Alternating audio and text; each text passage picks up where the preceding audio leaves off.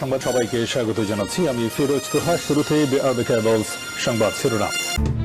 ডনের প্রতিবেদন, শেখ হাসিনাকে পুনরায় ক্ষমতায় বসাতে যে ভয়ঙ্কর চক্রান্ত করছে ভারত।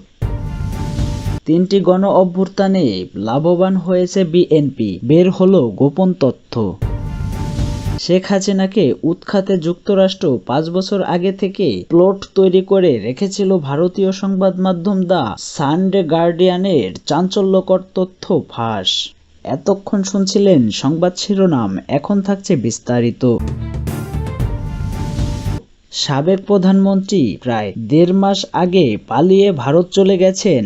সব বিরোধীকে নির্মমভাবে চূর্ণ করে একজন স্বৈরশাসকের মতো 2009 সাল থেকে বাংলাদেশকে শাসন করেছেন শেখ হাসিনা। তার পিতা শেখ মুজিবুরকে কেন্দ্র করে দেশে গড়ে তুলেছিলেন একদলীয় শাসন ব্যবস্থা। তার অধীনে বহু দলীয় গণতন্ত্রের যে ক্ষতি হয়েছে তার প্রেক্ষিতে দেশে যে ব্যাপক উদ্বেগ সৃষ্টি হয়েছে তা অনেকাংশে প্রশমিত হয়েছে।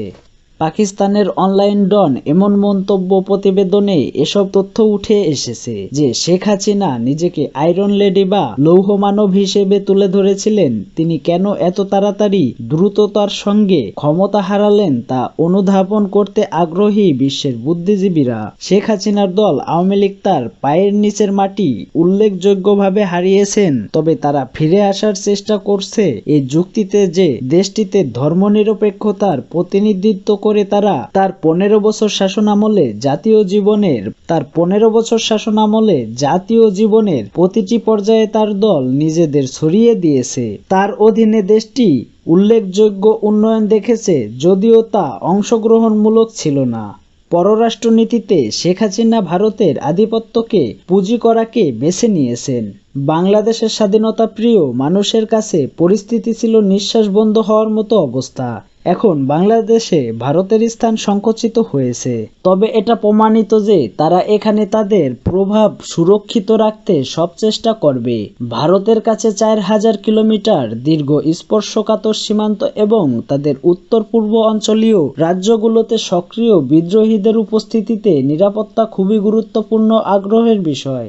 ভারতীয় নেতাদের জন্য তাৎক্ষণিক চ্যালেঞ্জ হলো তাদের দেশে শেখ হাসিনার উপস্থিতিকে কিভাবে মোকাবেলা করবে। তিনি যতদিন দিল্লি থাকবেন ততদিন দিল্লির সঙ্গে ঢাকার সম্পর্কের উন্নতি হবে বলে মনে হয় না। দুই দেশ 2013 সালে একটা প্রস্তাবন চুক্তি স্বাক্ষর করার প্রেক্ষিতে বাংলাদেশের অনেকে শেখ হাসিনাকে দেশে ফেরার আহ্বান জানিয়েছেন। তার ও তার সহযোগীদের বিপক্ষে যে বিপুল সংখ্যক ফৌজদারি মামলা হয়েছে তার মুখোমুখি দাঁড়ানোর আহ্বান জানিয়েছেন তারা। যে ঘটনা বাংলাদেশে পরিবর্তন এনেছে তার বর্ণনা করতে গিয়ে হেরফের করে বর্ণনা করার চেষ্টা করেছে ভারত। ভারতীয় গবেষক ও মিডিয়া বর্ণনা করেছে যে বাংলাদেশে যে পরিবর্তন এসেছে দেশটিকে মুসলিম উগ্রবাদীদের দিকে নিয়ে যাবে। বাংলাদেশের হিন্দুদেরকে টার্গেট করা হয়েছে, তবে এই অভিযোগের প্রায় পুরোটাই যে গুজব তা বিবিসি রিপোর্টে বলা হয়েছে। হাস্যকরভাবে ভারতে উদ্বেগজনকভাবে বৃদ্ধি পাচ্ছে ধর্মীয় নিপীড়ন। বাংলাদেশের এই পরিবর্তনে বিদেশিদের জড়িত থাকার বিষয়টি নিয়ে মরিয়া ভারত, কিন্তু আসলে এই পরিবর্তন পুরোপুরি অভ্যন্তরীণ। শেখ হাসিনার বিরুদ্ধে দাঁড়িয়ে আত্মত্যাগ করা ছাত্ররা বাংলাদেশের পরিবর্তন এনেছে। তারা এটাকে অসম্ভব দেখানোর চেষ্টা করছে।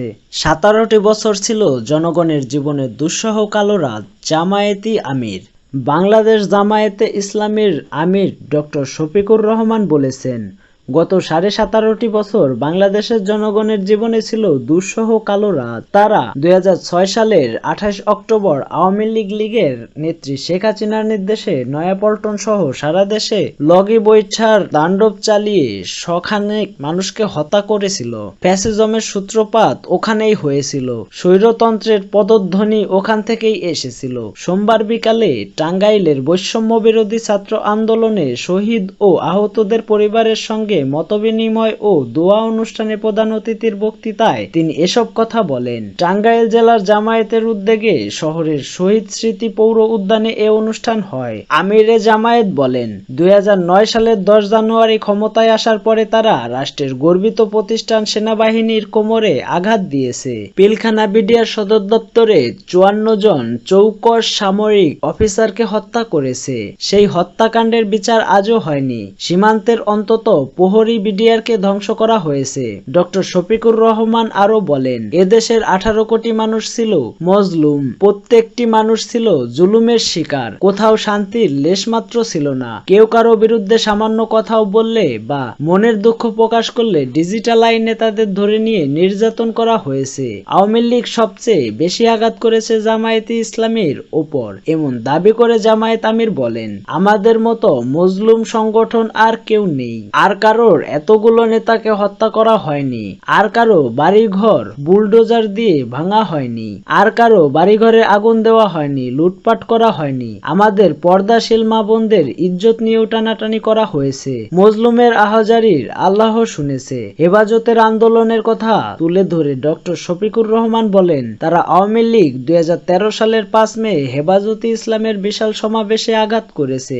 অন্যায়ভাবে তাদেরকে হত্যা করা হয়েছে। এভাবে নির্যাতন করা হয়েছে বিএনপির ওপর, নির্যাতন করা হয়েছে গণ অধিকার পরিষদের নেতাদের ওপর, নির্যাতন করা হয়েছে সাধারণ মানুষের ওপর, হত্যা করা হয়েছে সাংবাদিক বন্ধুদের, কালো আইনে তাদের টেনে হিচড়ে নেওয়া হয়েছে জেলে। শেখ হাসিনাকে উদ্দেশ্য করে আমিরে জামায়াত বলেন, এমন রাজনীতি করলে বললেন উন্নয়নের রাজপথে দেশকে উঠিয়ে নিয়েছেন। বললেন বাংলাদেশ সারা বিশ্বের উন্নয়নের রোল মডেল।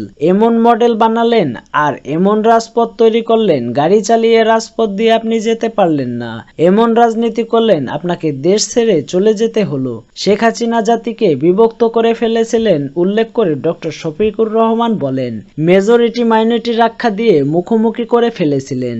ধন্যবাদ জানাই ছাত্র সমাজকে, কারণ আমরা যে আন্দোলনের সূচনা করেছিলাম 15.5 বছর আগে, তার সমাপ্তি টেনেছে ছাত্র জনতা। সকল ধর্মের মানুষ এই আন্দোলনে অংশ নিয়েছে। সকল ধর্মের মানুষ মারা গেছে, আহত হয়েছে। শহীদদেরকে আমরা কোনো দলের সম্পত্তি বানাতে চাই না। এই শহীদরা জাতীয় সম্পদ। এই শহীদরা আমাদের শ্রদ্ধার পাত্র। এই শহীদরা আজীবন আমাদের জাতীয় বীর। আমরা তাদেরকে সেই মর্যাদায় দেখতে চাই। জামায়াতে আমির বলেন, ঐক্যের মাধ্যমে যে পরিবর্তন এসেছে, যেগুলো মূল্য স্বৈরশাসনের বিরুদ্ধে, এই ঐক্য আমাদের ধরে রাখতে হবে। যে স্বৈরশাসনের বিরুদ্ধে আমাদের আন্দোলন হয়েছিল, কোন অবস্থায় এমন আরেকটা স্বৈরশাসন কখনো যেন বাংলাদেশে ফিরে না আসে, তার ব্যাপারে আমাদের সকলকে সোচ্চার থাকতে হবে। আমরা যদি ঐক্যবদ্ধ থাকি তাহলে আমাদের মাথায় কেউ কাঁঠাল ভেঙে খেতে পারবে না, ইনশাল্লাহ।